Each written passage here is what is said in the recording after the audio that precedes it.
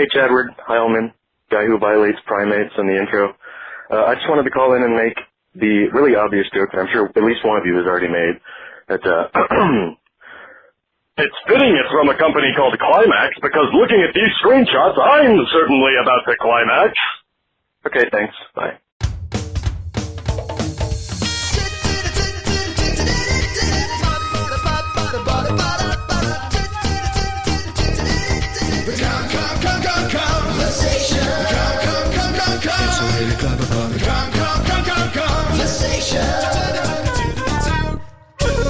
So Donald Trump is going to be the next president. Looks like it's time for me to leave the country to start my own. I'll show them who the real God Emperor is. Hello and welcome to the Kongversation. I'm Hyle Russell. Who the hell is here with me this week? That guy. Who is that guy on the theme tune there? I'm Matt Cornah. Hi, how you doing? Yeah, hey Matt. Well, that's definitely not you on the theme song. That's some unidentified No, ape rapist. But you're your own unique individual. Yes, sirree. Well, I mean, 90% of the time, yeah. Yeah. And you can expect more witty banter like that later on in the show. Oh my God, Matt. I feel like we haven't had you on a normal episode of the Kongversation in years. Yeah, that's probably because you haven't had me on a normal episode of the Conversation in years. Yeah, that's... Did you like how that was exactly what you just said, but again? I like hearing my own words reflected back to me. It validates me. I don't get much validation. Certainly not from Chad. Or even Nick. Even Nick's getting a little bit of an attitude about me. Right. So, it's appreciated. Nick has an attitude problem, but don't worry, I'm here now with my perfect attitude. Well, I'm actually glad to have you, Matt. I'm glad to have you. Not that I've ever had you, but I'm glad that you're a guest this week because we're going to be talking about something appropriately bonkers. I think like the weirdest episode we've ever done of the show is that season 1 train wreck called Bears. And yes, in Bears, you and I discussed the Brothers Bear from Donkey Kong Country 3. All 13 of them, plus some other bears of the Donkey Kong universe. And that was the entire episode. We just went through each and every bear. Yes, and what I like especially about that episode is that I think I fall asleep at some point during it. I remember you were going to be on the Conker's Pocket Tale Spotlight that Chad and I did. I think it was the first Spotlight episode we did. Yeah. And you ended up like passing out at some point during the recording. Well, I mean, the thing about these shows, I mean, I don't know if you've heard about this, you know, time zones. Yeah. Time zones. I've heard a rumor about this. Apparently, the world doesn't revolve around the eastern United States. Yeah. It's weird. But, you know, I was about to make an excuse, but the other thing that you might not have heard of that explains why that happened is, have you ever heard of alcoholism? No, I've never heard of alcoholism. Being, a practicing Catholic who abides by the Holy Bible. You've got to practice to be a Catholic. You can't just go straight into it. Right. I mean, the Pope, he's put the hours in, mate. Well, I'm just making sure you don't suffer from like narcolepsy or something. That like I won't lose you 20 minutes into this podcast. That you'll be here with us through the bitter end. Although it'd be great if we could wrap this up in 20 minutes, wouldn't it? Yeah, let's wrap it up. Okay, my name is Matt, and this is a rap. I'm a rapping-us guy on the Conversation. Let's rap with Hyle Russell. I don't know any rhymes with Russell. Bustle? Bustle.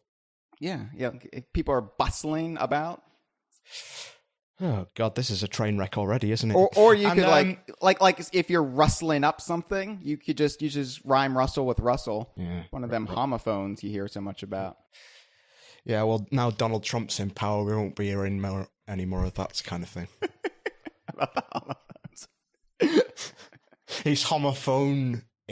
He doesn't like homophones. I I think I can speak about this. Chad and I did a script for essentially an Elvis and Slickmoney spinoff called Shades of Grey. And keep in mind, this was before 50 Shades of Grey, so the name was really clever then. And that was one of my favorite jokes in that script was the homophone. People were confusing that with being afraid of gay folk. So I thought that was really clever. And now, Matt, you've ruined it. Gay folk. Gay folk, yeah. Yeah. I mean, I think that is the preferred term, right? I'm trying to be politically correct. Gay folk. Now that Donald Trump is president-elect, I don't know what is and is not appropriate. I don't know if I'm being too PC or not PC enough. So I'm just getting my feelers out there. Which is all right now. You can get your feelers out as much as you like. It's perfectly acceptable, apparently. If it's, every little boy or girl who wants to grow up to become president of the United States now has the A-OK as far as grabbing that pussy. And, what could go wrong? Can't think of anything. Besides, rape. So anyway, let's talk about Diddy Kong Racing Adventure. But first of all, let's get to some due diligence. Matt, you've never done due diligence with us, have you? Well, I mean, every time I try to, you say, no, it's not good enough. Go away. Would you like to go if you want? Would you like to have a go at it? Yeah, okay. Hi. Now, you might be listening to this podcast thinking, I like these guys. I would really like to give them some money for free. So if you want to do that, you can go on our Patreon, which is at www.dkvine.com/Patreon, where you can get some brilliant rewards. Like, for example, you can get a sticker. You can get 4 stickers, Matt. 4. You can get 4 stickers. Or maybe you could get me to promise you that I will write a song of your name and not do it for a year. But you'll do it eventually. I'll do it eventually, yeah. That's another reward you could get at dkvine.com/Patreon, so go on that. Also, we are on Facebook. That's www.facebook.com/DKVine. I thought you were just going to leave it at Facebook.com. That was our idea. That's us. Yeah. Have you ever been to... yeah. Yes, facebook.com. Yeah, you can go on that. That's one of ours. And another one of ours is www.twitter.com. It is our bird-themed offshoot of the DKU, and it is quite interesting. It is mainly stuff about Parry. You would think, considering we invented Facebook and Twitter, that we wouldn't need to be doing this Donkey Kong stuff on the side. It seems like a waste of our time. To be honest, I think even if we hadn't invented those two things, it would still be a waste of time. The idea that the only reason we're doing this is because we haven't invented Facebook and Twitter. Yeah, we really got the short end of the straw there. It was Facebook, Twitter, Tumblr, and YouTube, and we missed out on all 4, so we had to settle for DK Vine instead. Yeah. I mean, that's the 4th rung in that ladder. Well, what else is left? Well, I guess we could do a website about Donkey Kong and friends. Yeah, I guess that's all that's literally left. Let's do it. How you doing, Hyle? I'm doing great. I just did some speed, so I'm ready to go. You can't do the conversation without doing a copious amount of illicit substances. Right. Can I have some, please? I'll have to mail it to you. I understand there's an ocean between us. By the way... Sorry. We'll pause the podcast now. You can send it us. We'll wait. The people in the live stream, they won't mind. We'll just wait for it to come. I'll do the speed, and then we'll get on with it. Cameron sent you like a Banjo-Kazooie fanzine, and it took about a month to get there because customs were like inspecting it to make sure it wasn't some sort of terrorist manifesto. Laced with anthrax. Yeah. Which, to be fair, I wouldn't put past Cameron because he is a devious man. Right. His art is actually just a front to spread mayhem across the globe. In the most roundabout way possible by, befriending himself with a load of internet weirdos.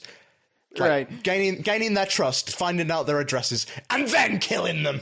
His rare archipelago map is actually just a secret ISIS battle plan. Anyway...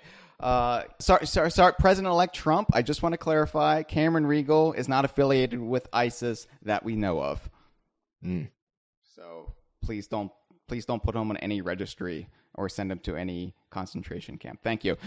So very good job on the Patreon and the social media plugs, Matt. I can feel. Thanks, mate. I tried my hardest. I could feel our coffers being stuffed right now with new patrons. So yay!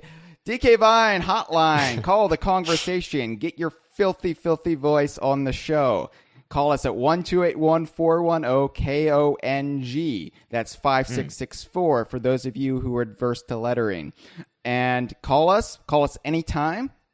If you want to talk about anything related to the Donkey Kong universe, Rare, Playtonic, or even Nintendo. I don't know why you want to do that. It's not like Nintendo's ever done anything as of late that's been worthwhile.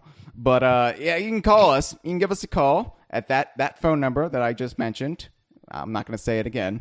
And leave a message, and we'll play it on a callsack episode. If you want to get topical, stay tuned into our social media, or if you're a patron, we'll send you the word on what the topic is that week, and then you can send us a topical call, and more than likely, we'll play it, that episode, and you can hear your voice next to ours, and, it'll bring you great shame later in life. Do it. You don't have to, though. You don't have to do any of this. You don't have to do any of this. You don't even have to listen to this. You don't even have to get out of bed in the morning if you don't want to. Yeah. Oh, it's all gone to shit, hasn't it?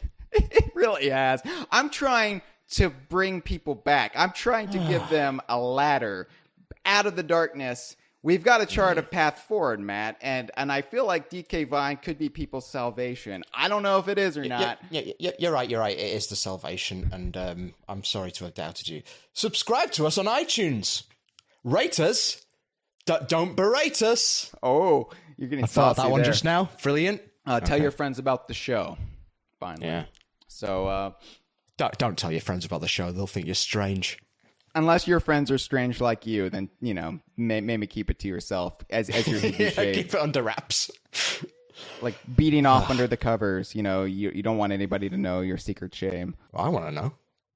Well, yeah, but again, you're one of the deviants who actually is involved with DK Vine. Right, so. Yes. So if you know anyone who knows about DK Vine, tell them about DK Vine. Reinforce it in their head. Yeah. It's something they can never escape from. Now, well, I don't know about you, Hyle. Now, you've been like an active member of this community for upwards of 16 years now, I think. An active member. I co-founded this community. Yeah. And, I think this community is as big as it needs to be now. I don't think we need to be expanding it any further. I think it's gone far enough. We need to we're going to need to draw a line under it. This is it now. So I think we should just be as insular as we possibly can. Well, it's a good thing we're going to be talking about Diddy Kong Racing this week then. Not just Diddy Kong Racing, a rejected pitch for a Diddy Kong Racing sequel. So, we're going to be talking about such beloved characters like Pipsy the Mouse and Bumper the Badger. And, while the rest of the gaming internet talks about the Switch or the new Call of Duty or Gears of War or what have you, we'll be here talking about cartoon mice.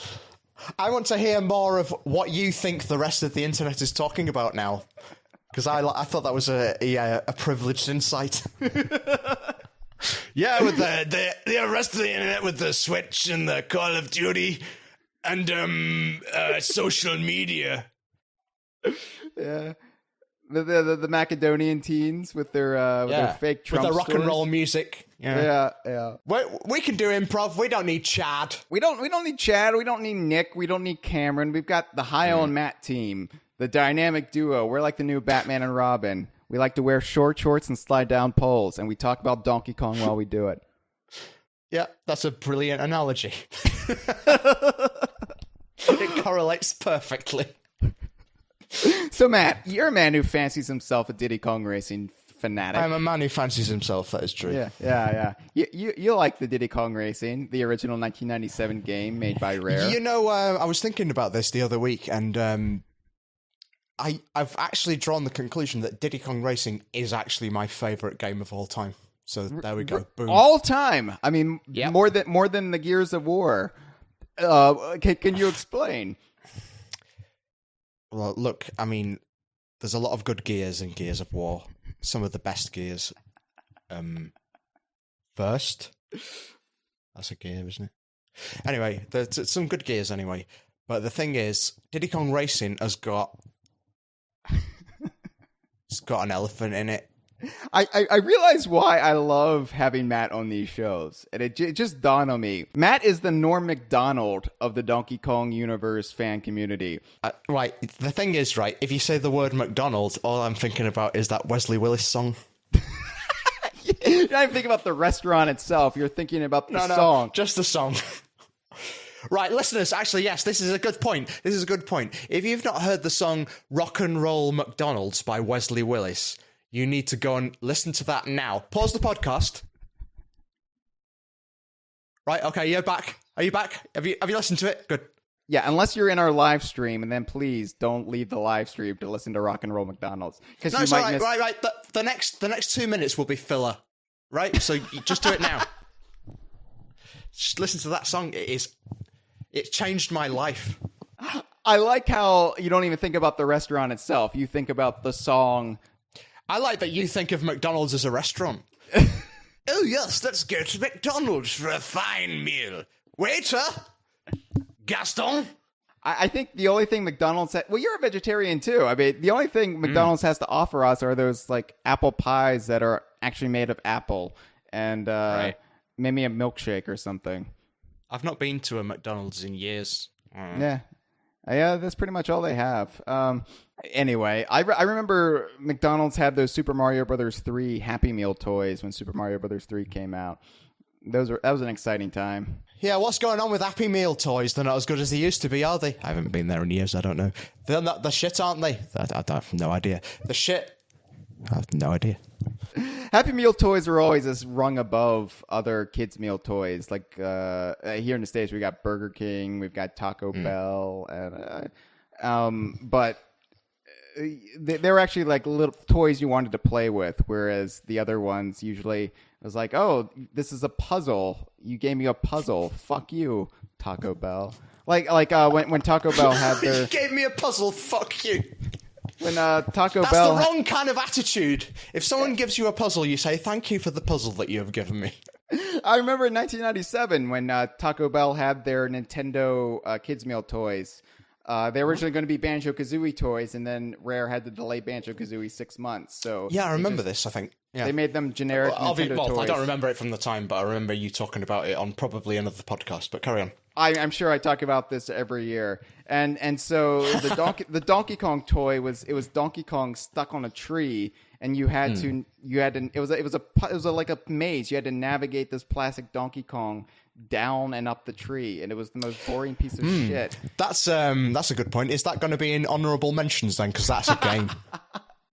It's not an electronic entertainment game, Matt, and that's why we draw this distinction. Well, it might not be for you, but it makes me feel electric. And I was like, I just want a Donkey Kong figure. Don't give me this fucking puzzle, this Donkey Kong affixed to this shitty plastic palm tree. I don't want this. I have never in my entire life heard the words, I just want a Donkey Kong figure, said with so much passion and sincerity. I just want a Donkey Kong figure. That's all I want. I think I just want a Donkey Kong figure. But you've seen that. I think I might have a problem. You've seen the pictures of my desk that I've sent you. I've more than made up for this deficiency. Yeah, don't be sharing those on the internet though. Yeah, I've more than made up for Taco Bell's massive 1997 letdown as far as their Donkey Kong figures. I now have like at least 6 Donkey Kong figures on my desk. So, this psychosis is rooted in childhood disappointment. So I'll tell you what, though, you lot in America had way better, like, not just DKU merchandise, just general gaming stuff back in the 90s / early 2000s than we did over here. It's only sort of relatively recently that Nintendo have been promoting the shit out of their IPs in the form of merch. Yeah, although and I just find myself looking at it going, where was all this when I was a teenager? It makes me upset. So every time I see you talking about the figures that you've got, it just upsets me. Thankfully, with globalization, until Donald Trump and the other far-right figures getting elected across the globe have their way, you can easily get your hands on these figures you missed out on, thanks to Amazon and eBay and whatnot. So, have at it. Drink and be merry while you still can, Matt. All right, well. All right, let's bring it back around, though. So in 1997, Taco Bell had Nintendo Kids Meal Toys. The big Nintendo game of 1997 was Diddy Kong Racing. And Diddy Kong Racing is a game that never really got a sequel. And we, on the Kongversation, on a yearly basis, have talked about Kevin Callahan. And Kevin Callahan being this great oracle, this great seer of potential Diddy Kong Racing sequels for first the Wii U and then the NX, and now, as it's known, the Nintendo Switch. And we still haven't heard anything about this Diddy Kong Racing sequel that Kevin Callahan has promised. Until now! Because who is it that we have got as a special guest this week? You're letting people down again, Matt. It's the Taco Bell Donkey Kong tree puzzle all over again. You're just disappointing people. Stop doing that. It's not my fault he's a mute. Yeah, it's really unfortunate that we invited him on our audio-only podcast. But, I mean, even if it was a video podcast, he's also invisible. He's he's a ghost. So it's just like a floating pair of specs. We should wrap him in bandages then. We're really not thinking this through. I know. Well, Kevin Callahan, even though he is the invisible man, his fruit has not really been all that fruitful. So that's a brilliant phrase, isn't it? Thank you. That famous idiom. So Diddy Kong Racing DS, we kind of associate that as a sequel, right? I mean, we do take the events of that game as a follow-up rather than a retelling, because how could it be a retelling if Teenage Tiny Kong is running around? Diddy Kong Racing DS it's such a weird game, isn't it? I mean, I don't know if we want to go on a tangent about that at all, but I feel as though I should at least say something about it, because actually, Diddy Kong Racing DS is the game that when I was hired by you and Chad for DK Vine, the first thing I wrote about was that game. So it's got a sentimental place in your heart. Yeah, it's got a place in my heart, my lungs, most of my organs, really. I mean, I swallowed a lot of those cartridges. Yeah, it's a game that pretty much nobody likes, but it definitely exists. Yeah, even I, who am obsessed with it, don't like it. Yeah, and it's the last Donkey Kong game Rare ever made, so it's also got this just weird distinction of, oh, that's how they ended it. Okay. Yeah, it's everything you stereotypically don't like about Mario 64. It's a tech demo. Did you enjoy how I burped while I was saying that? It's good for a podcast, that, isn't it? It is. It should be pointed out that it's after 1 a.m. where Matt is. So, yeah, that's no excuse for burping mid-sentence. Come on. We'll make allowances for it. What are you gonna do? This is a weird episode because we're talking about Diddy Kong Racing Adventure, a game that never existed and never had a chance of existing. But this studio that pitched it gave it the old college try, and by that I mean they flunked out of college. Tried to make a Diddy Kong Racing sequel. Yeah. So, yeah, the closest we ever got That's what that phrase means. The closest we ever got so far to a Diddy Kong Racing sequel was just a port that arguably takes place later in the timeline. So that doesn't mean there haven't been efforts, firstly by Rare. Of course, Diddy Kong Pilot and Donkey Kong Racing were the two sequels that were officially announced and had a lot of fanfare, and then both got aborted when the buyout occurred. Diddy Kong Pilot became Banjo Pilot, and Donkey Kong Racing became Saberman Stampede, and then became nothing because that game never went anywhere. But the weird thing about Diddy Kong Racing sequels, the attempted and the pseudo sequels we get as ports, are that they're fucking bizarre. They always have, in some core element, a weird fever dream quality to them. And yes, even the ones that weren't made by Rare. Yeah, as is quickly becoming apparent. So Diddy Kong Pilot, of course, had there's different builds of that game, but one of them had the weird element of K. Rool searching for the lost city of El Dorado. Yeah, and then there. How lamentable is it that we don't? That of all the ROMs that were leaked of that game, the one that we didn't get is the most fever dreamish of the lot. And that one, i.e. that one. Yeah, that one was also the one that had the Mario cast shoehorned as supporting characters.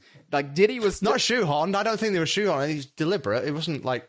I think it was their intention to fully integrate them at that point, wasn't it? Well, but it's such a weird. It's weird that it was parallel universe, isn't it? Yeah, but it's weird also that it was a Diddy Kong starring game that Mario was a supporting character in. Like, oh yeah, Mario's in this game, but fuck him. He's not. But that's the Donkey Kong Country ethos through and through, isn't it? It is a ensemble cast. It can be anyone is the main character, right? But it doesn't matter. They're all friends doing a game. You never see that with Mario, though. That's the weird thing. Of course you don't. Yeah, so like Mario, if he's in the game, he always has to grab the title unless it's Smash Brothers, and even that's a cheeky reference to Mario. So, yeah. Super Smash Brothers is a shit title for a game, isn't it? It's the worst. Nobody ever thinks about it anymore because it's so ingrained in our consciousness, but it is a shit title. It's not even trying. Just momentarily made me think about it, and yeah, it's shit, isn't it? Super Smash Brothers, why not just call it like Super Punchy Siblings or something? It's shit. It's shit. And then Super Punchy Siblings would be better. Diddy Kong Pilot also was the game that briefly had Redneck Kong in it. And just like all these weird choices that team was trying to go with. And I think the most lamentable thing we lost with Diddy Kong Pilot was Redneck Kong. He's still yes, he's still a legend in our fan circles, but sadly we cannot say he's a canonical character. So Redneck Kong, the most lazy shit name you could come up with. Oh, we're gonna have a country bumpkin character. What do we call him? Redneck Kong. Done. Let's go to the golf course. All right, good day's work. But that was Diddy Kong Pilot, and that game was just bizarre in every build, except the one that was leaked, the ROM that was leaked. That was kind of more straight laced than the ones. That was just Banjo Pilot, wasn't it? Yeah, essentially. But then we also had, of course, besides Donkey Kong Racing, which we don't know enough about that game, but it was going to have lots of elements like Kremlantis and Kiddy Kong and riding zingers, and Ellie the Elephant was going to be in it. And I really, really mourned Donkey Kong Racing. But, Star Fox Adventure started off as a Diddy Kong Racing sequel, too. And that's fucking hell, yes, it did, didn't it? Yeah, that's pretty fucking bizarre. And I mean, the only thing. Just say that sentence again. I think that bears dwelling on. Just say the sentence. Star Fox Adventures started off as a Diddy Kong Racing sequel. We did that very well. That was in sync. Yeah. The only element. Do you know what I mean? How mental is that? That's pretty mental. I mean, the only element that pretty much survived from beginning to end was Tricky the dinosaur. And people don't think about that, but yeah. Of course they don't. And the more years that pass since this game came out, the more bizarre that sentence sounds. Yeah.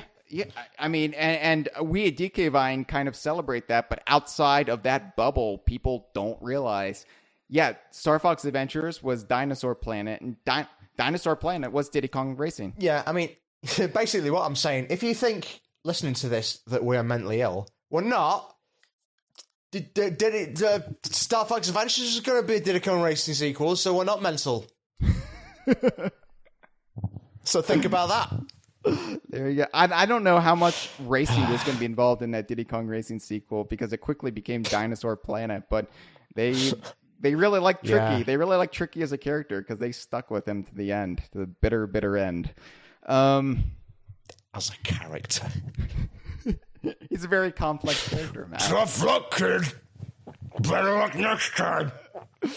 I like the idea that they were so in love. Whenever you're ready.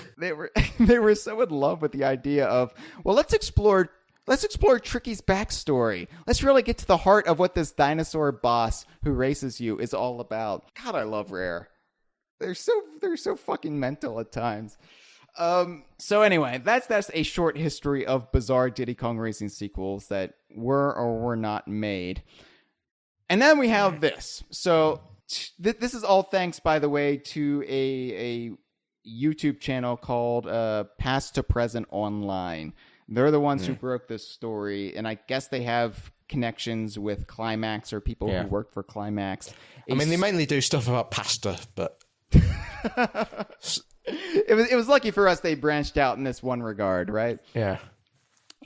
So Climax Studio is a UK studio. They're still... Yeah, so we've not even mentioned the name of the studio yet, have we? Climax Studio. That's a good joke. Climax, ironically, they're still around. They still exist. Why is that ironic? Because they haven't reached their own climax yet. Right. Yeah. I suppose that... Yeah, there's a certain irony to that, I guess, yeah. All right. I mean, you would think they would still be called Still Thrusting Studios. Yeah, you would think that, wouldn't you? But they're not. Climax is a UK studio, and basically they've been around since 1988. And I had to do some research because I've never fucking heard of them. And apparently they've done a lot of Silent And then you had to games. erase your Google history. I've had to go into the dark mode on Google Chrome. Yeah. And dark mode. No, there's that mode where you can browse in secret. And it doesn't store your history. Yeah, and that incognito thing, it sounds suspicious to me. I think, I reckon as soon as you click that option, it's like directly been streamed to Ian Google's house, and he's watching you. Climax has mostly made like Silent Hill games. They've made a couple of ports, and they've done like multi-platform stuff. But in the early 2000s, they were, I guess, developing for the Xbox, and they decided they wanted to. This was an era where Nintendo was taking a lot of pitches. This is when everybody was making a Mario spin-off game. They were, Mario Pinball is the one that always comes to my mind. It's just weird games that Nintendo was letting everybody have a crack at, and they've since like kind of tightened the reins a bit, and you don't see that level of adventurism anymore. But Nintendo was more receptive to outside pitches in this day and age, especially since I guess they lost Rare and they were hurting for third-party support. So they were kind of, I guess, they had to be more receptive or else they wouldn't have any fucking product on the store shelves. So that's really interesting, actually, because I suppose we haven't really provided enough context for what we're talking about yet, but as you will hear later on in the episode, listeners, the thing that this episode is about is so bizarre, so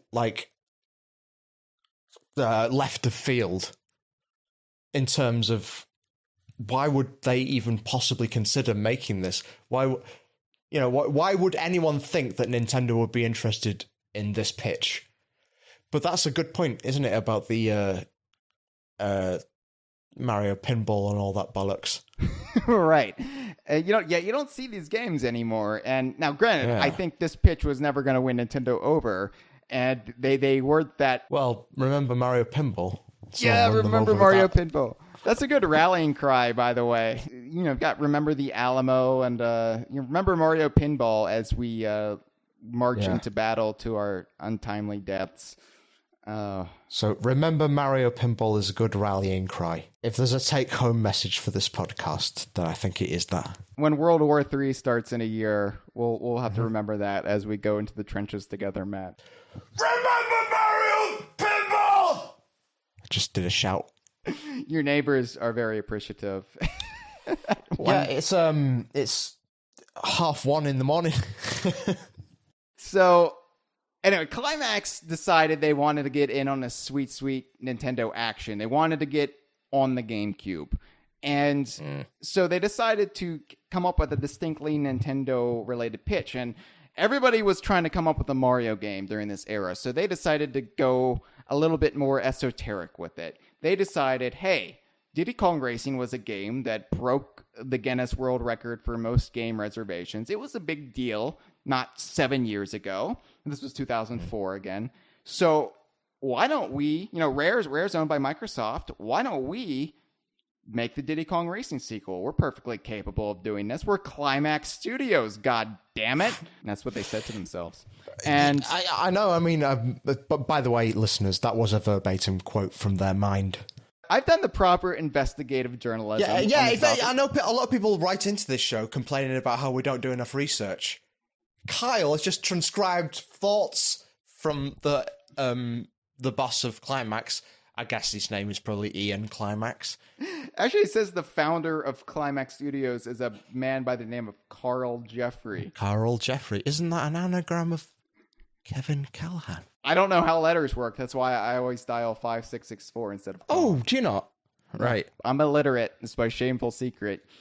The Facebook page, I just match the keyboard, and I hope it all comes out right in the end. Right. Well, I hate to be the person to break it to you, but it doesn't come out right in the end, mate. It comes out all wrong. It's all wrong. It's all about Donkey Kong and stuff. Not about the Gears of War. No, it's not. Not one gear. God damn it. Not a single war. Not even the Crimean one, and that's your favorite war. Yeah.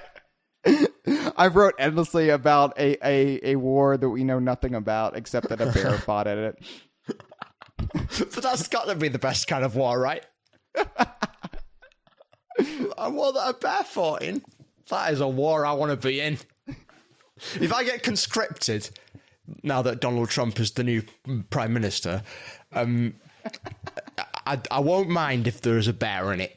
Well, I'm sure Putin's going to be a big power player in World War III. He's already attacked DK. Putin isn't a fucking bear. His name doesn't even begin with a B. So. He'll train some bears to go to war. This is a thing that's going to happen. That's all right. Yeah, that's good enough for me. Yeah.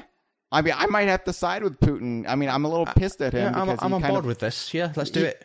He kind of poked DK Vine in the eye. Anyway, Carl Jeffrey founded Climax. No idea if he's still the boss, but it's good information to have. Yeah, it's brilliant information. So they decided to do a sequel to Diddy Kong Racing called Diddy Kong Racing Adventure. And how I don't know, appropriate is that? Because we got Star Fox Adventures that started off as a Diddy Kong Racing sequel. How appropriate is it? Yeah. Now we had Diddy Kong Racing Adventure as Climax's pitch for a Diddy Kong Racing follow-up. And this is bizarre. So again, I urge everybody go to Past the Present Online's YouTube channel. Check out the video. Definitely watch the video, because I want to talk about it, but I want to talk about it to people who have seen it. So just pause the podcast again. There's been a lot of this episode, but pause the podcast and just watch it. Yeah. Then come back. Yeah, make sure you've seen Rock and Roll McDonald's. Make sure you've listened to that by Weston Willis. Then watch this video. I'll just give you a list of things to watch. It'll be in the comments, the description of this episode. It's just like a reading list. Put it in the YouTube comments, because then Joe has to read it. Yeah. Diddy Kong Racing Adventure, from what we can tell, and there's some contradictory information in this video, so I don't really know how it would have all synced up, but I'm using my best educated guess. And Diddy Kong Racing Adventure was going to, by all appearances, be a mashup of the original Diddy Kong Racing with elements from Donkey Kong Racing, because you could notably ride animal buddies in the game. And the tech demo, this pitch that they created, featured footage exclusively of Diddy riding around on what was a terrifyingly realistic looking Rambi the rhinoceros.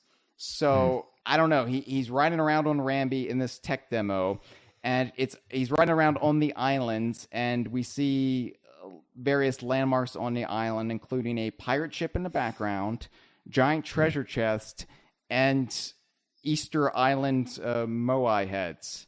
So it's a veritable Mo Island. Yeah. I'm glad that Diddy Kong Racing's trademark racism was going to be left intact for this follow-up. Look, I don't think it's racist to have Moai. I mean, I think grey people have every right to be represented in a Diddy Kong Racing game. I mean, the thing is, this wasn't taking place on Easter Island, so I know Super Mario Land had the Easter Island heads too, but... Yeah. I don't see the racism... Right, whoever made those statues, they died thousands of years ago. Probably they won't have a problem with a game referencing them, even if it's offensive to their culture. I just like saying it's racism because it's a time. Yeah, I agree. Tradition. It is racist. It's a time-honored tradition to accuse Diddy Kong Racing of being racist. So, you know, we've got Taj, the elephant, and that offended all Diddy of Kong India. racist. So let's talk about the plot of this game. So it should be pointed out. Well, I want to before I do want to talk about the plot, and I apologize for continually interrupting you, as is the tradition whenever you have me on this show. But I do want to say one thing about the video that we are getting this entire episode's premise from, which I liked when I saw it, which is it starts with a kind of fake out where it's the title of the video is to do with unreleased Diddy Kong Racing sequel, and then it just starts with footage from Donkey Kong Racing. Right. And it makes like a little joke about how if you were expecting to see this, then just go away. I mean, I can't remember the joke. It was a brilliant joke. But what I liked particularly was that the preview image of it was just from the Donkey Kong Racing footage. So it did just look like it was just another cash in, but the not really thought through YouTube video where they present Donkey Kong Racing as if it's a never before seen sequel. Yeah. Well, I noticed now I look at my YouTube feed that it has been updated and it now actually has a picture from the sequel, so that isn't as funny now. But that amused me at the time, and I've spent a long time saying this point, so I hope you appreciate it. I speak for the audience at home that, yes, we appreciate it, man. Why? Because, I don't know. I want you to spend another 20 minutes discussing the thumbnail that this guy used on his video. All right, I will do. Okay. So the first pixel I quite liked. It is my favourite shade of blue. The second pixel. Oh, are you not going to continue? Because I was really sorry. Yeah. So what other Brothers Bear can we think of? Have we mentioned Bear? Oh, never. We got to save this for the Donkey Kong Country 3 Spotlight episode. Yes, of course we have. It's coming next. Stay tuned, listeners. Bears 2 coming soon.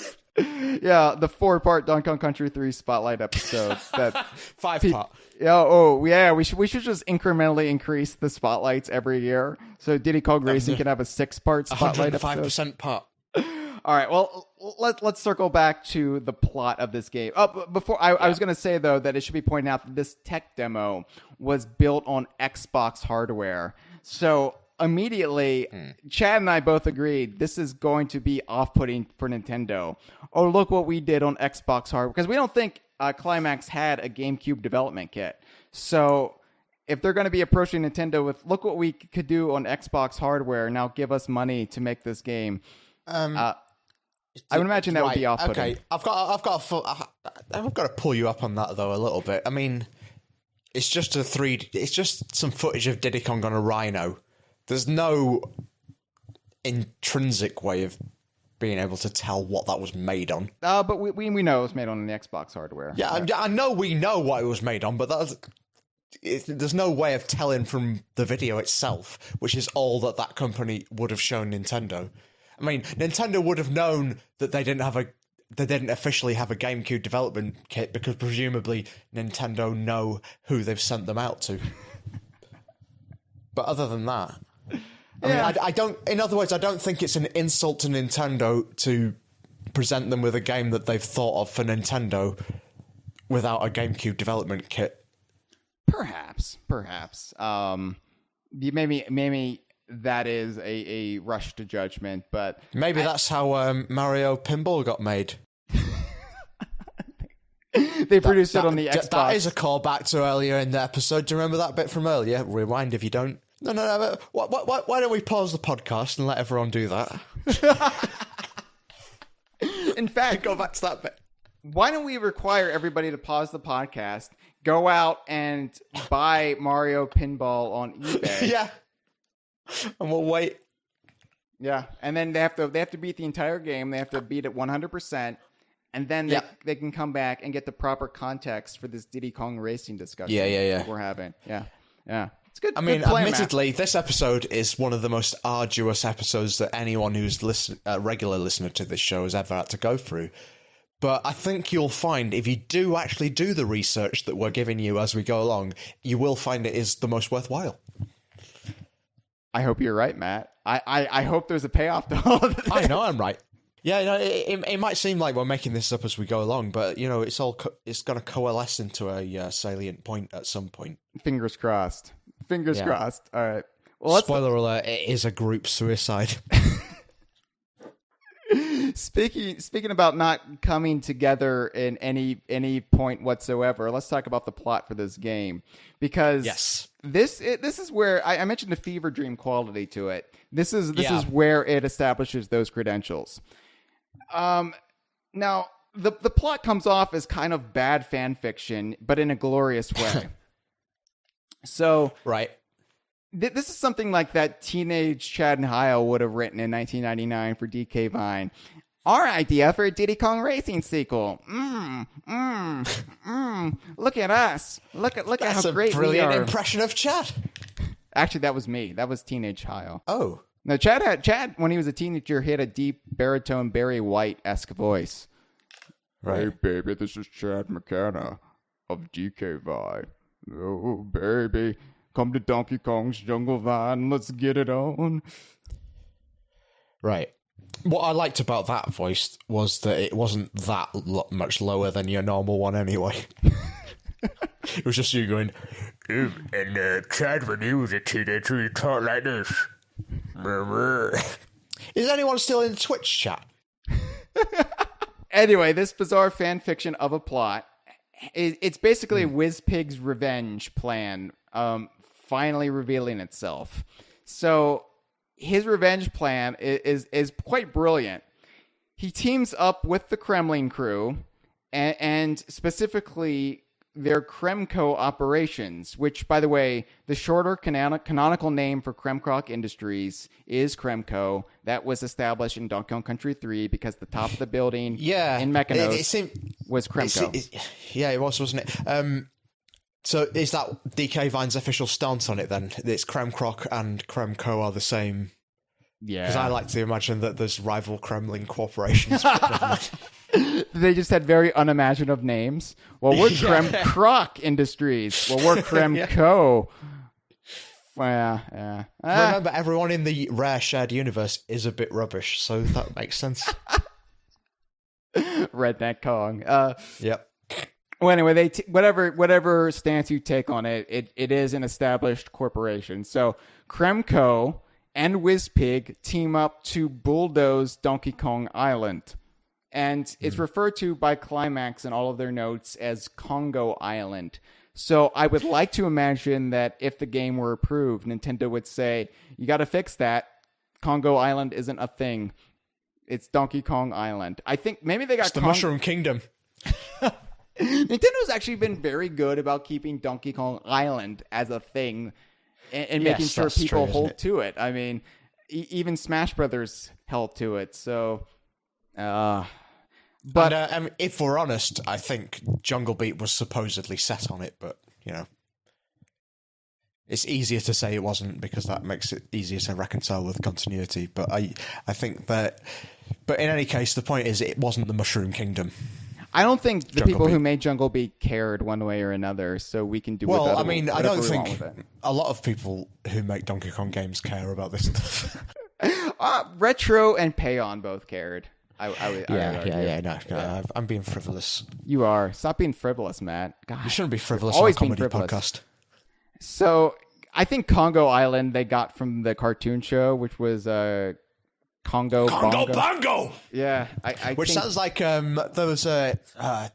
you won't have known about this being American, but there's... You know, the Brexit thing, the UK Independence Party, which were the main proponent of it, there was a politician that sort of got kicked out of Parliament. I think got kicked out of Parliament. I can't really remember the news story. Feel free to write in if you know the actual details to this. Anyway, the point of it is his description of somewhere foreign was Bongo Land. Oh, I heard that. Yeah, I heard about that. Oh, you heard about that? Okay. Yeah. So that was a brilliant thing, wasn't it? Anyway, so the Congo Bongo Matt. Sounds not too far away from that, right? So that is a funny joke. Don't worry, Matt. We've got racist over here, too. Have you really? Eh? You're so diverse over in America land. It's a little secret we try to keep from the world, but it's true. Some Americans are racist. So anyway, I don't know if Climax was racist, but they had Congo Island. And so basically... WizPig uses his Space Genie pig magic, as he's wont to do, to come in after the Kremlins, who bulldoze large portions of the island. And he used the Space Genie pig magic to create magical racetracks in its place. And he built these racetracks to lure all of the Diddy Kong racers who wronged him in the past adventure into a massive trap. Because WizPig's revenge plan had to involve racetracks because he couldn't just shoot any of these people in their sleep. Now, straight away, I want to say that I do admire this plot for continuing the theme of just idiotic rubbishness of the original plot. Right, because, I mean, the original plot, at least it had baked in that Timbers Island was a tourist destination because of its racetracks. People loved its racetracks. And so Climax said, well, okay, we've already been to the racetrack island. Where are these other racetracks going to come from? Well, what if WizPig builds new racetracks on Donkey Kong Island? Okay, that's it. And he teams up with the Kremlins to do it. I love WizPig. WizPig himself is a shit character. Like, I love WizPig too, but let's examine him. I mean, I always have to say he's a space. No, let's save that for the character spotlight episode. The character witness, the WizPig. Yeah, the glorious history of WizPig in his 2 appearances. Oh yeah. Anyway, yeah, WizPig. He's got a great voice though. Yeah, he calls people little worms and Little worms. Yeah. So anyway, WizPig terraforms Donkey Kong Island into a bleak racetrack dystopia, and there is also going to be another character from earlier documents that Climax drafted. And I don't know if this character was going to be the main antagonist before they decided to bring back WizPig. Or yeah, the video's a bit unclear on this, isn't it? Yeah, or if they're going to keep him around after they decided to have WizPig in the Kremlins. But the character's name is Baron von Snort. And he's a white rhino who... Like I said, either he really likes cocaine. he likes chasing the white rhino. Yeah. So this is a shit name, but maybe less of a shit name than WizPig. And I don't like this name. WizPig's a funny name though, isn't it? Because I like. There's so many rare characters that are just a description of their name is just a description. of what they do. Absolutely. Yeah, WizPig, Captain Bones. I like how just unimaginative they are, because therein lies the comedy of a lot of the rare characters. It is intentional. It is intentional, yeah. Like, most of the time. Sometimes it isn't, but well, most of the time you even argued with me, and you got me around to this way of thinking that King K. Rool himself was just a piss take of a character initially before they, added all that depth to him. That's what I've always believed. I can't believe that they would do that seriously. But hey, that's a different discussion, I suppose. They made him a more interesting character as they developed his weird insanity. But initially, he was just kind of a parody of shit lizard bosses. He was like he's just a Bowser parody essentially. He's a king. He's a lizard. Yeah, It's funny. Fat. He's fat. He's a fat man. He's fat. Yeah, he likes stealing. And as we know, all kings are fat. Yeah, I mean they're gluttonous. You know, it fits well with the trope. But Baron von Stor, I don't like this character's name because we already have too many Barons in the Donkey Kong universe. We got Baron K. Rulenstein. We got Baron von Ghoul. It's too many. It's redundant. It's two, and that's many. But Baron von Snort, he was either the main antagonist or he was working with Wizpig and the Kremlings. And don't ask me how this would work with Rambi being in the same game, because you think that would get awkward. Like, at one point, could you just ride around on Baron von Snort like you do Rambi and say this is perfectly acceptable within the boundaries of this game's universe? It sounds like Donald Trump to me. I like that that's the point at which you say, no, that's unreasonable. A space pig, no, that's fine. An elephant genie with a racist accent, that's fine. A rhino and another rhino that isn't the same. Well, Rambi's more of a dog. I guess it's the goofy / fucking whatever Mickey Mouse's dog's called. I don't even know. Pluto. That's the one. Yeah.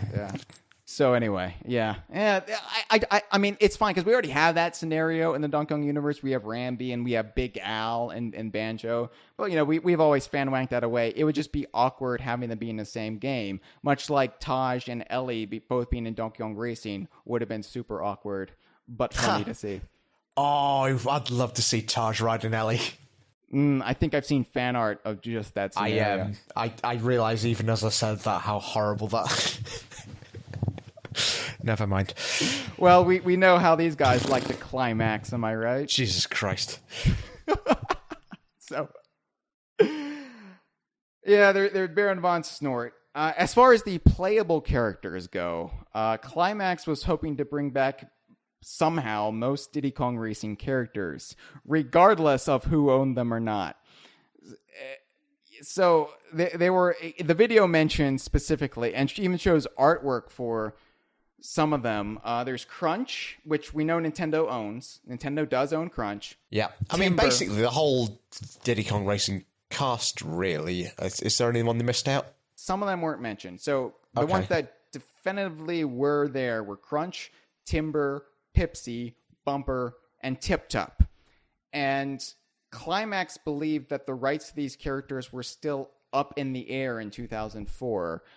But since we're kind of the fan experts on this stuff, no, that was never the case. There's a lot of legal ambiguities about Diddy Kong Racing, but character ownership is not, nor has it ever really been one of them.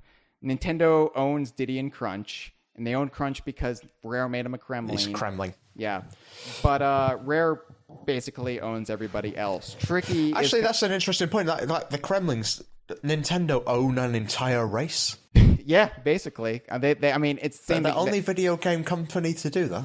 No, I mean, technically, think about it. They would own every Koopa Troopa. They can't have another company make a game about a Koopa. So why not Kremlings? I guess Rare could have made the argument that no, he's not a Kremling, and we could own him. He's just an alligator. Well, I believe Crunch was not originally meant to be a Kremling. It was just a thing that was put on him.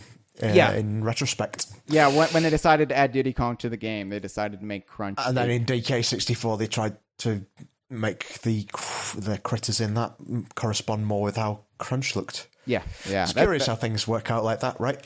Yeah, they reverse engineered a lot of stuff like that, spinning out of Diddy Kong Racing.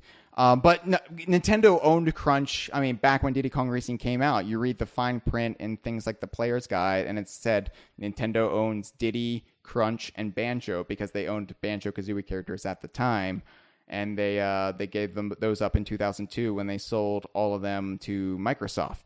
But So yeah, I mean, Rare definitely owns the Diddy Kong Racers. They own Tip Top. They own, we saw a lot of them. They were going to appear in the Fast and the Furious or whatever that track and field game was going to be called. that eventually. By the way, it might seem boring for us to clarify these things, but this is something that a lot of people are genuinely baffled about, even to this day. Yeah. So it does warrant just going over it again, I guess.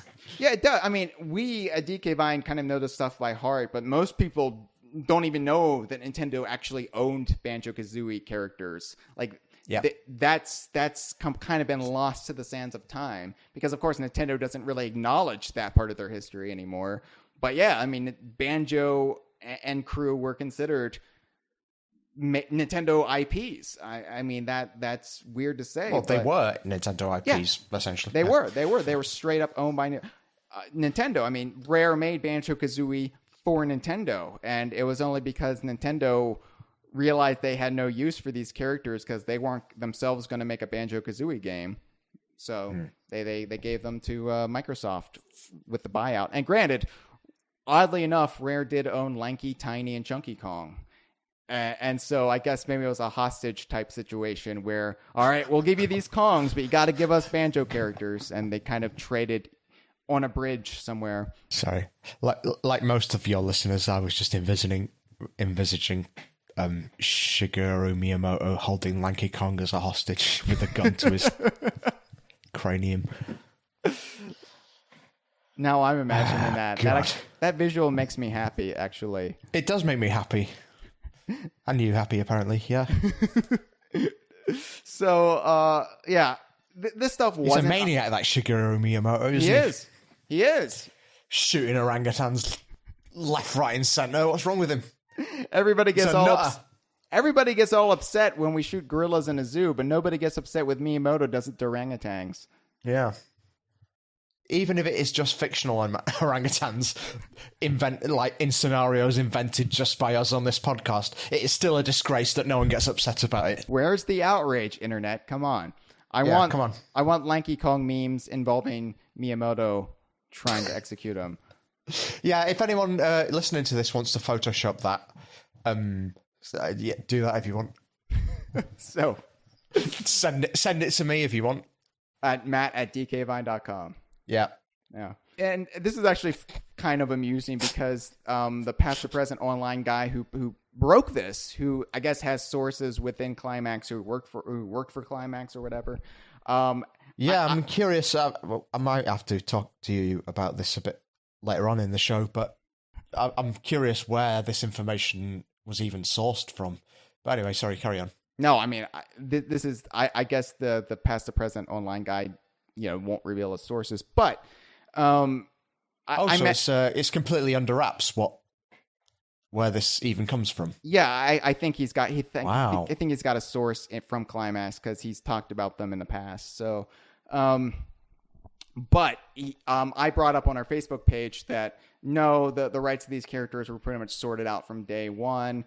Again, the only one that might be questionable is Tricky, just because of the weird Star Fox connection. We know Nintendo used him in Star Fox Assault. Yeah, but could Rare use the adult version of Tricky from Diddy Kong Race? Like, it's stuff like that that's a little weird. But as far as like Tip Top and Bumper go, they're owned by Rare. But then the guy who broke this came on our Facebook page and kind of argued with me a little bit about it.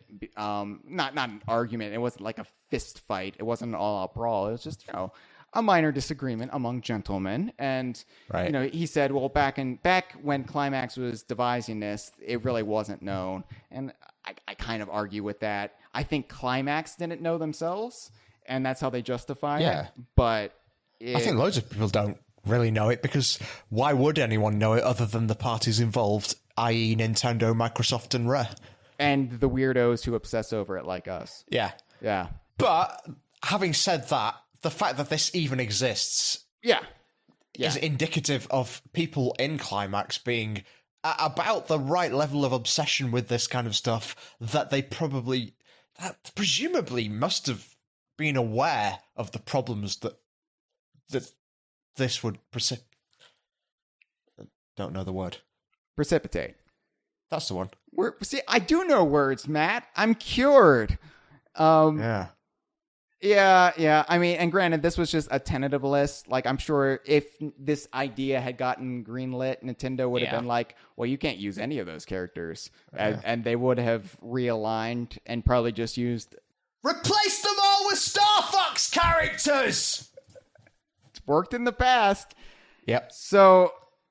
But the fact that this pitch existed and they thought that they could maybe use these characters, they should have asked us back. But granted, back in 2004, we were all kind of jerks, so I can see why they stayed far away. Not like now.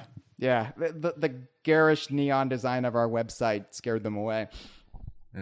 But anyway, what's interesting is besides Diddy, Crunch, Timber, Pipsy, Bumper, and Tip Top, they also wanted to have Banjo and Conker in the game. And this is where I think they really parted ways with reality.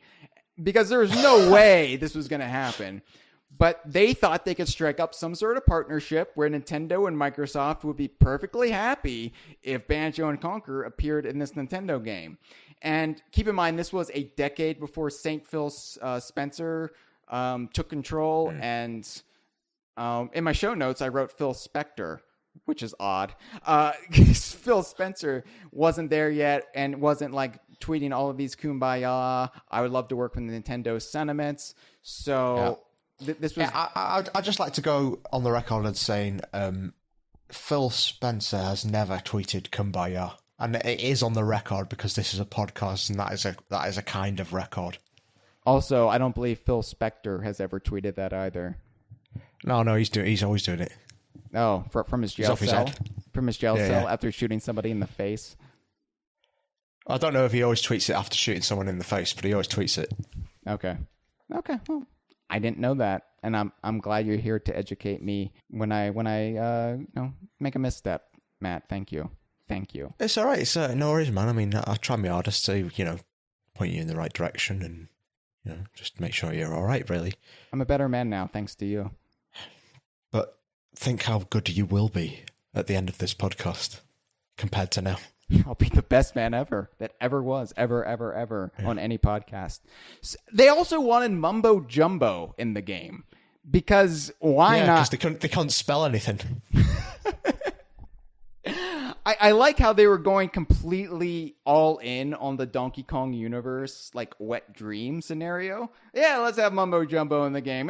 Bring Conker over here. Let's bring back Whizbig. It is weird, isn't it? It's like, there's two possibilities here. Either they were just doing it thinking, right, there's probably no chance this will actually happen, but let's just throw it out there anyway. Or they genuinely thought Nintendo could just do that.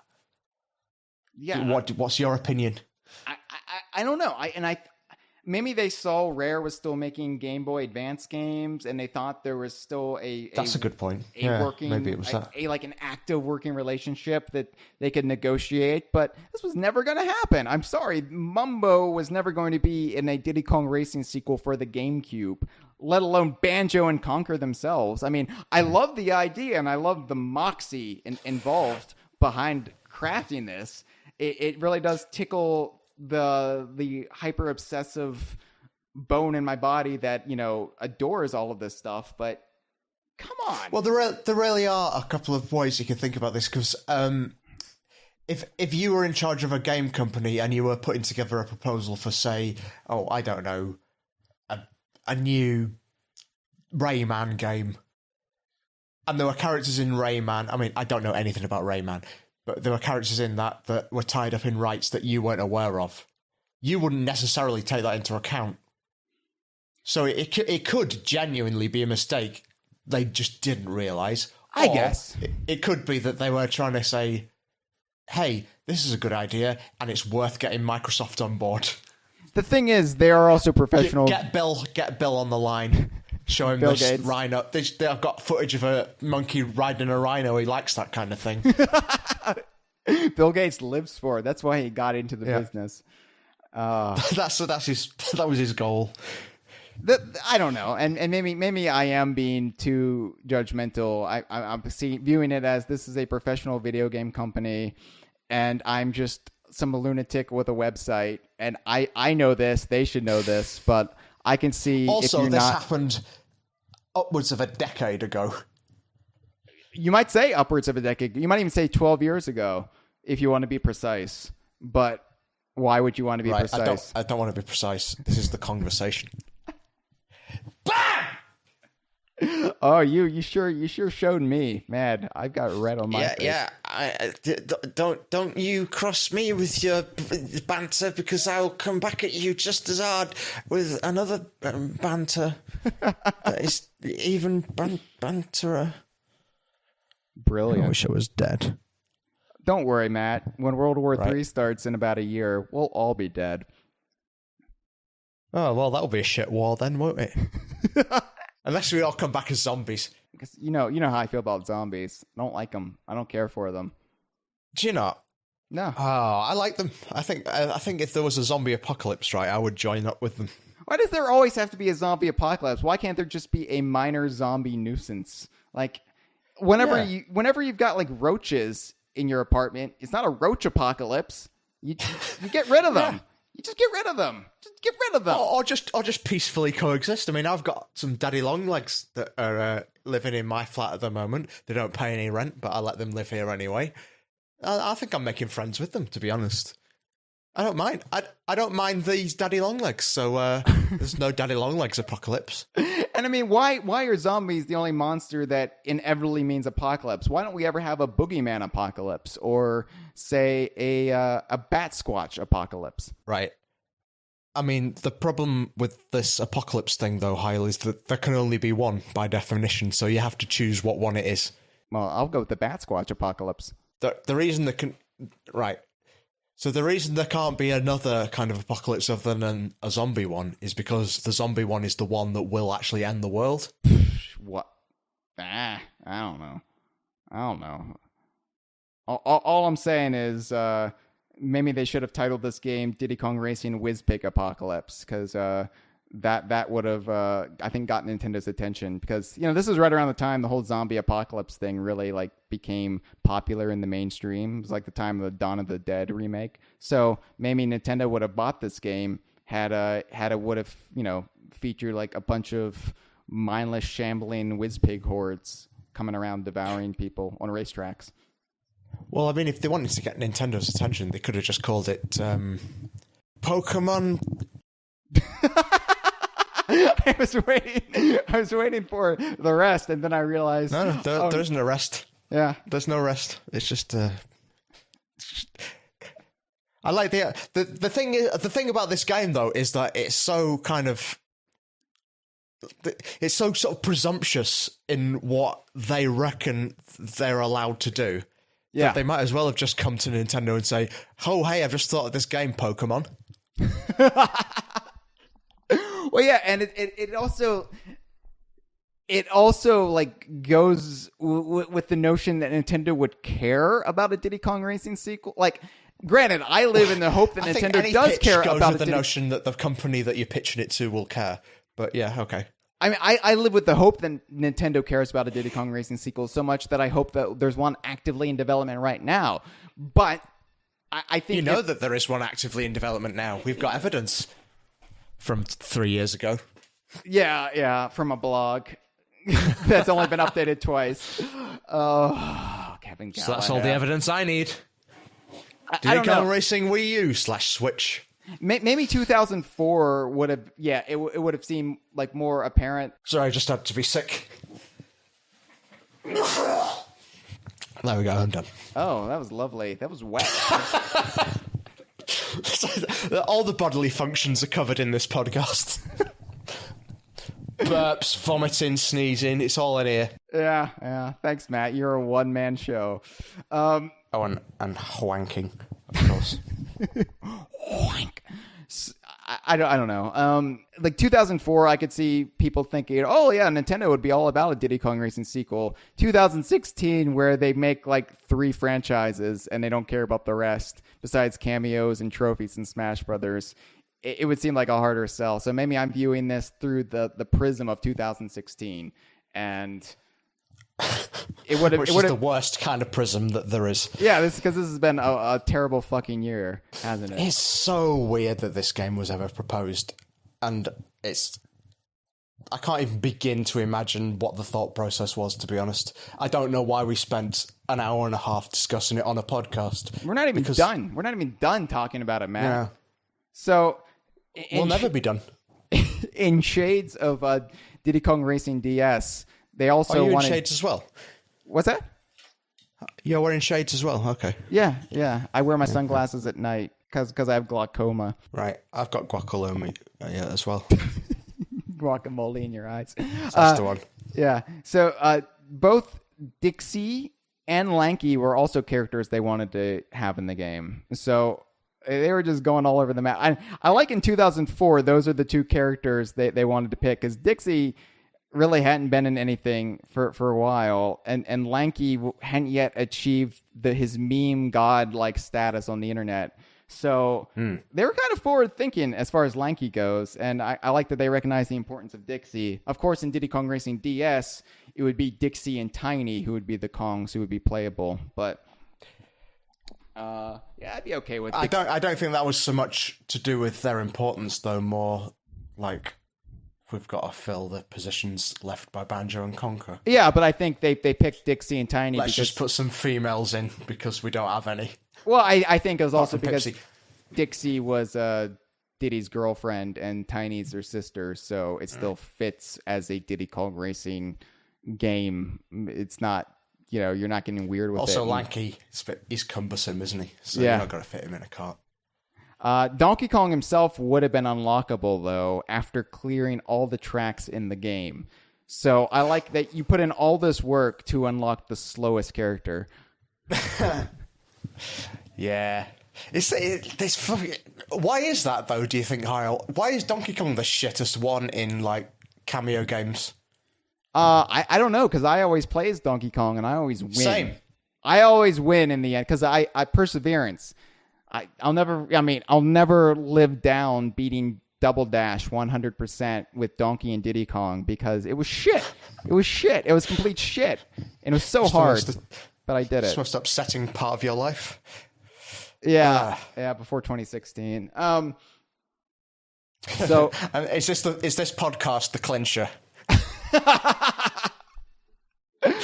Yeah, 2016 really is shit. I thought Donald Trump being elected was going to break me, but no, it was the podcast I did a week later with Matt about Diddy Kong Racing. We do have one call to take.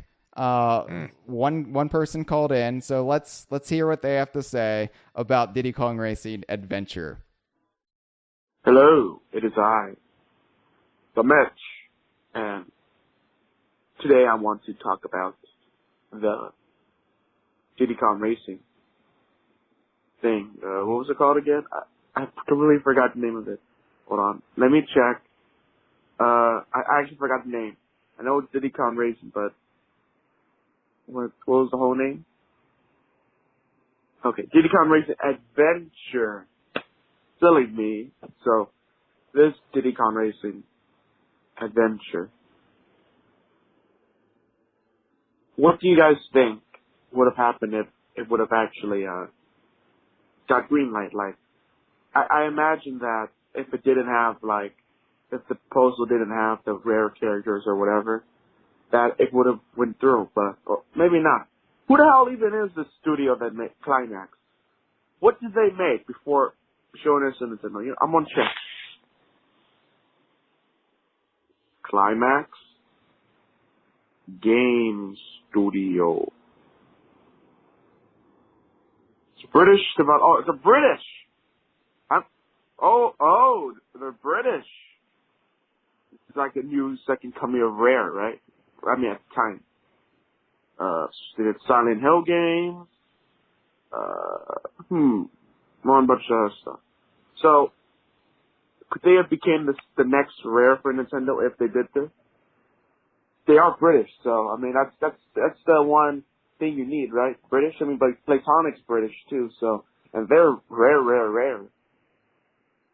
Well, except for Grant Kirkhope, who's now lives in California and all, but you get what I mean, right? But so, my other question related to this thing is, do you think that there have been any other Diddy Kong Racing related proposals at Nintendo, and have they went through or not? And of course, my other question I have relates to this, of course. That being, you've seen that recent tweet by Nintendo, right? Where it is a happy 15th birthday Xbox. Then Xbox Mexico replies with a picture of Diddy Kong from Tropical Freeze, like doing the party thing. I forgot what it was called, okay, but does this mean that Nintendo and Xbox are teaming up to make an exclusive Diddy Kong Racing sequel? Because, that could totally happen, okay? Thank you for the long, rambling call, Mamechi, although not as long and rambling as this podcast. Oi! This has been you. Brilliant entertainment. It has. I agree with you. I like my entertainment long and rambling. That's why I'm a Catholic and I go to church. Well, Mamechi, you asked quite a bit there. No, Climax wanted to become the next Rare because that would have required them to make more than one game that never got made. If you want to be the next Rare, what you have to do is make more than one game. That's the first rule of being the next Rare.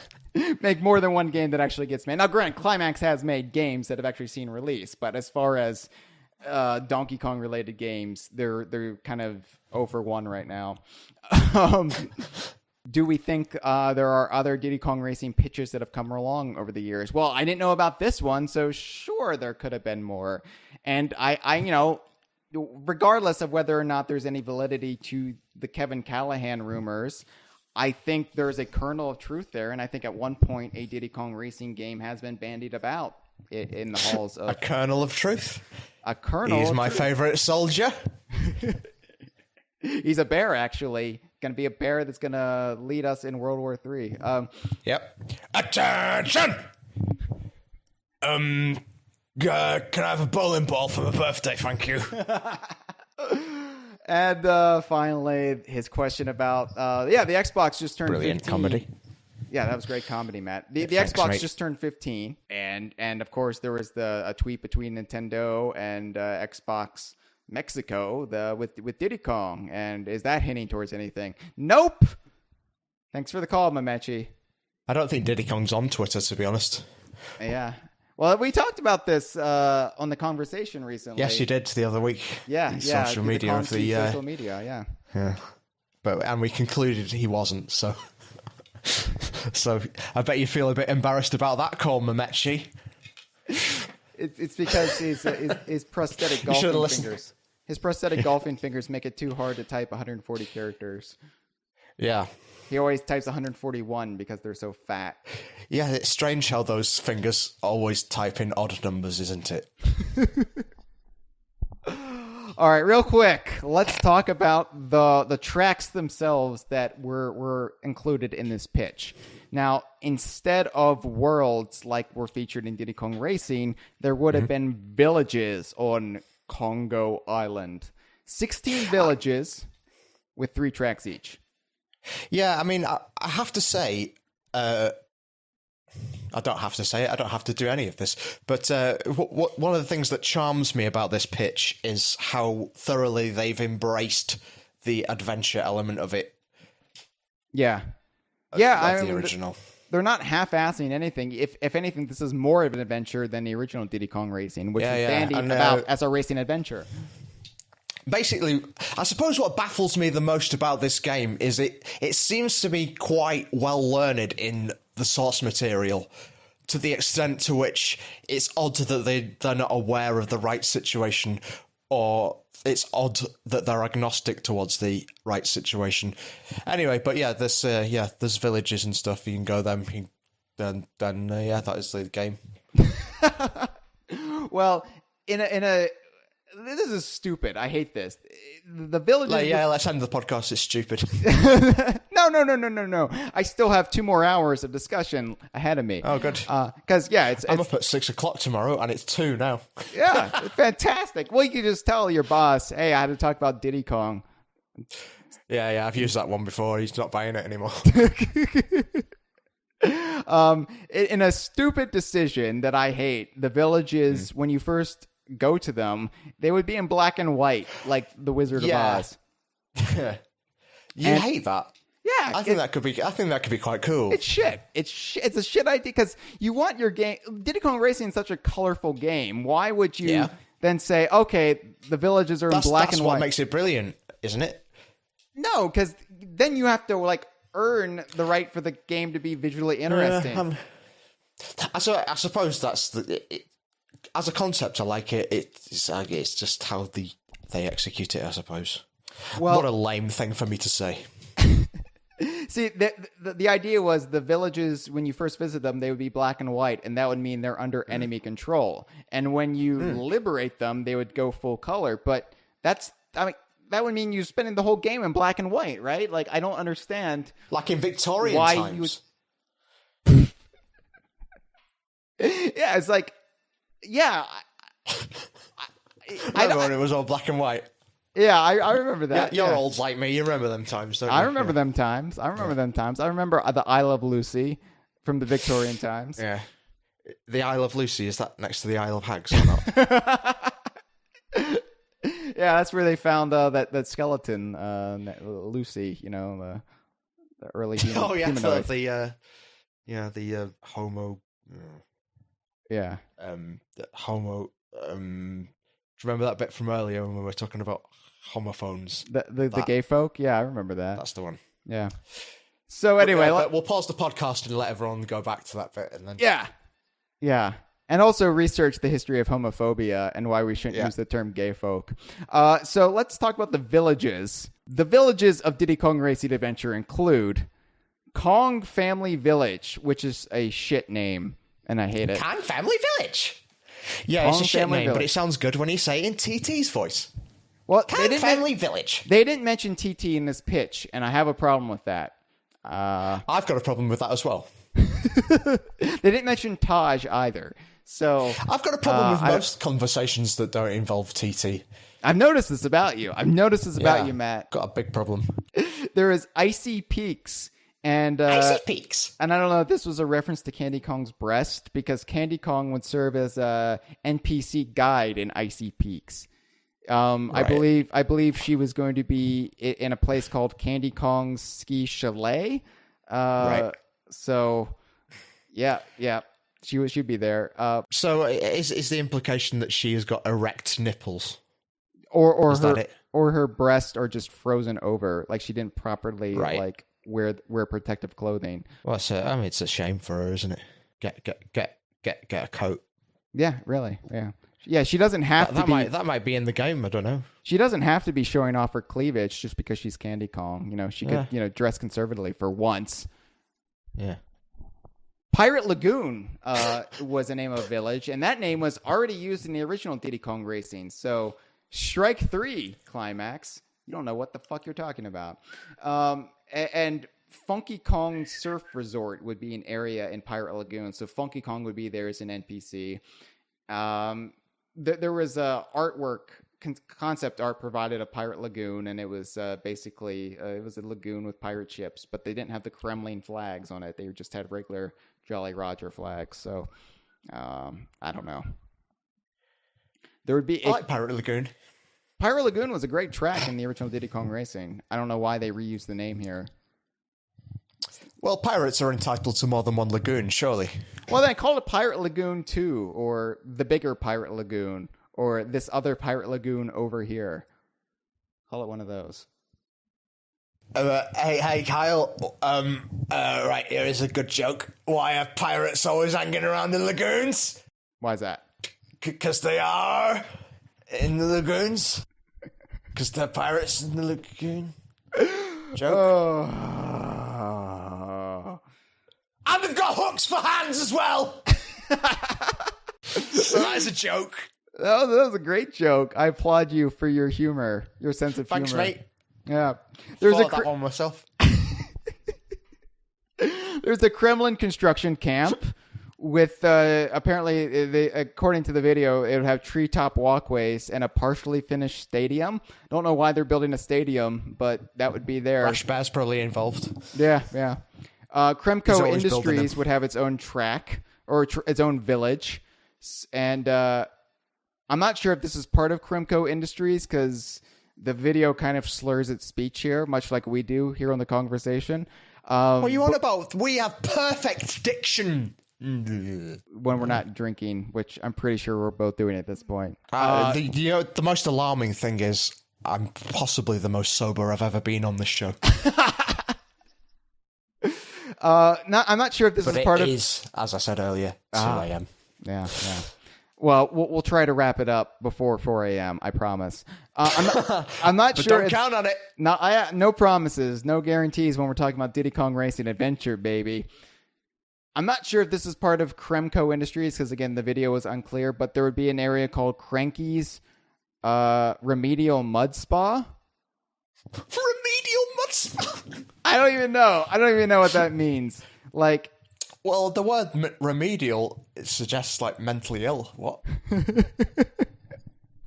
I mean, presumably, maybe it doesn't have the same connotation in America. No, it would be like a tutoring place or something, or maybe it means remedial as like, I don't know. I don't know what this means, but Cranky would be hanging out in mud. He would be soaking in mud, and I just want to see. I want to see the concept art for that, like Cranky lounging in a mud bath, because that's an opportunity for you to send stuff into the show. So if you want to send some fan art of Cranky Kong in some mud, send it to Hyle Russell. Hyle at dkvine.com. Yeah. There would also be a swamp village and Wizpig's futuristic lair. So, we don't go to Wizpig's planet in this game, but don't worry, he's built a base on Donkey Kong Island. It's like an embassy for Future Funland, isn't it? There you go. Yeah, the Future Funland embassy. I want you to speculate how you would reconcile this with continuity had this game been released in reality and been an actual part of the wider canon. You mean as far as the discrepancies with Donkey Kong Island? Yep. Well, if they actually went with the Congo Island name, then we would just say it was a separate island offshore from Donkey Kong Island. Would we though? Would I'm wondering about that kind of thing. I know we did that with Jungle Beat, saying it was a separate land mass, simply because of how weird it is. But this, I think, would have been intended to be DK Island, in fact, explicitly in the plot. Well, a takeover of DK Island. We could have just said it was the DK Isles are a thing, so it was just a secondary island that's owned by Donkey Kong Island, but is a separate landmass. I guess so. I mean, in many ways, this doesn't matter at all, but I just thought I'd throw that out there. No.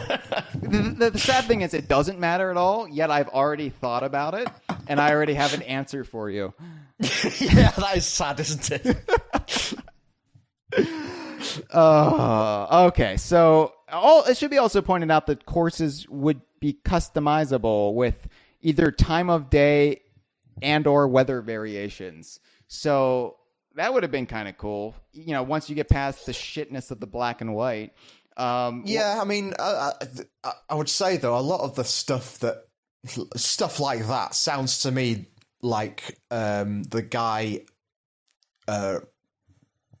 with the greatest respect to him, I don't mean to slag him off or anything, is just reading out a list of ideas that were just like a brainstorm kind of thing.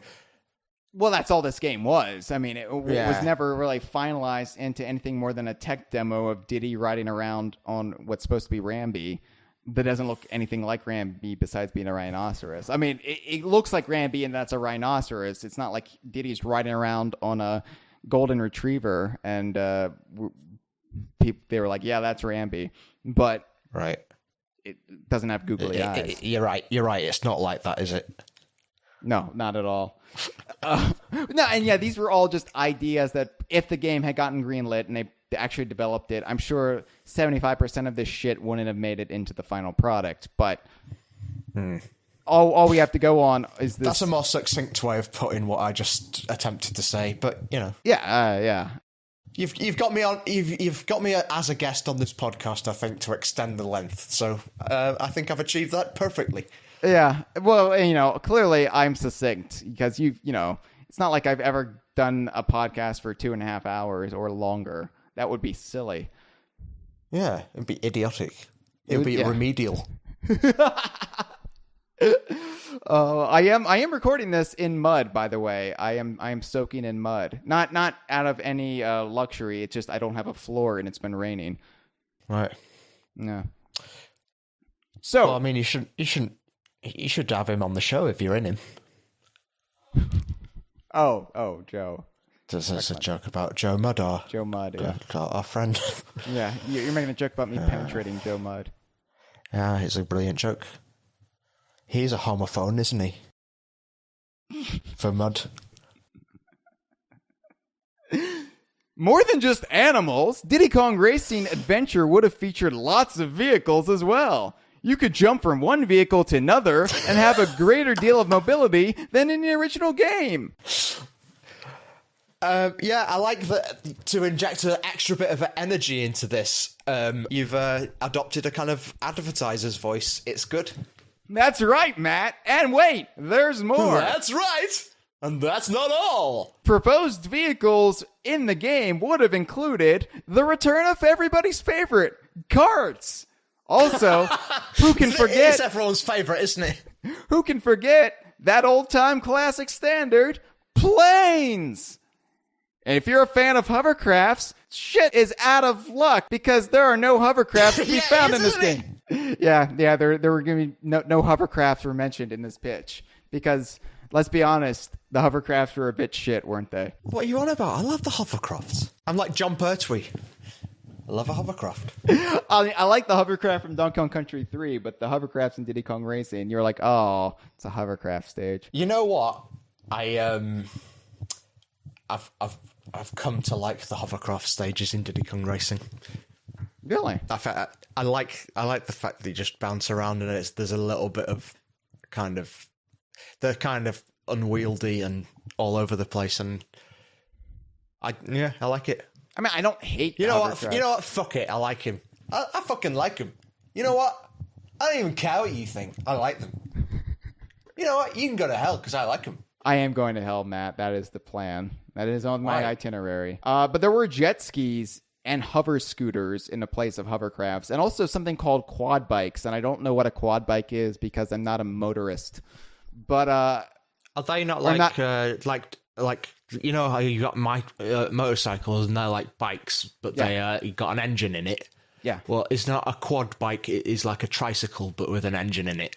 But wouldn't it have four tires or wheels instead of 3? All right, a quadsicle, but with an engine in it. But it's like a car. It's a car. It's a car. Is what it is. So it's like an all-terrain vehicle or some sort of like. It is a bike, but it's got 4 wheels, right? Right. So it is like that is what it is. All vehicles, even if they are weird. I mean, I guess hovercrafts are weird, so why not throw quad bikes in as the new? What the hell is this? And a hover scooter? What? Why a hover scooter? All vehicles could be upgraded and customized, so you could add like fancy racing stripes on your quad bikes, and maybe some flames. That would be quite striking. And weapons. I mean, it doesn't reach the dizzy heights of Diddy Kong Racing DS's customization options, where you could have up to 16 by 16 pixels of an image of your choice.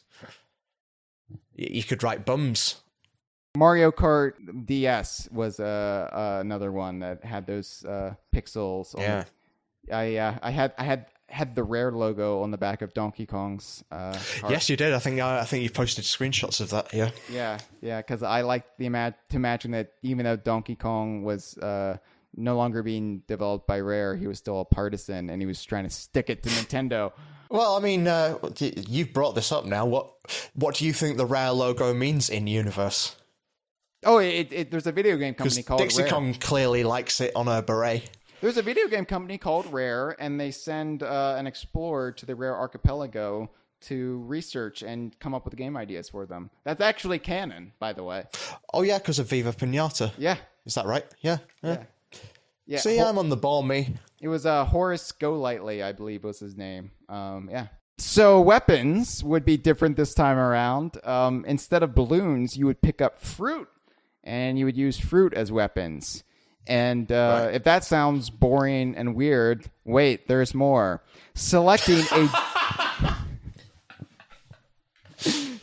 a dark fruit, which I guess is like a rotten fruit, would have unleashed a devastating attack at the cost of your own character's health. And using dark fruit would have unleashed a dark version of the character, similar to the dark versions of the Skylanders. So, there's a dark Donkey Kong in Skylanders. He's Donkey Kong, but he's using the dark energy, and he's dark.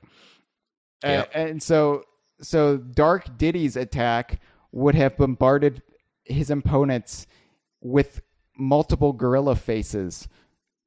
He would have shot gorilla faces out from himself. Right.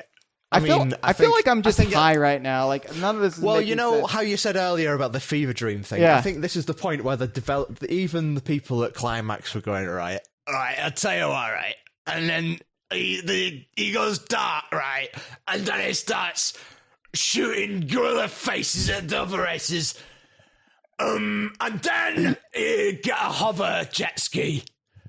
And then a quad bike. And that is a game. Do you think they were just absolutely arsehole? Do you think that's the whole reason this game ever got proposed? I'm starting to think they maybe made this, like, they went on a drunken bender one night, and then like the next afternoon they woke up, in their own vomit and sick, and they're wearing diapers, and they look. Did we send to Nintendo? Yeah. They like in the course of 12 drunken hours, they like just whipped up this game, and with horrifying regret, they realized they misnamed Donkey Kong Island, and Nintendo was going to reject their pitch. And that's the only reason it wasn't made. This has been a File 2 production. Que rico. So you've gone off the pound. Ever since Brexit, you've decided to arbitrarily go off the pound. Yeah, for Brexit, everything fell apart, and the only thing that we could say, like, how there was the gold standard, but now there's the Donkey Kong costume standard. And that seems a more manageable form of currency.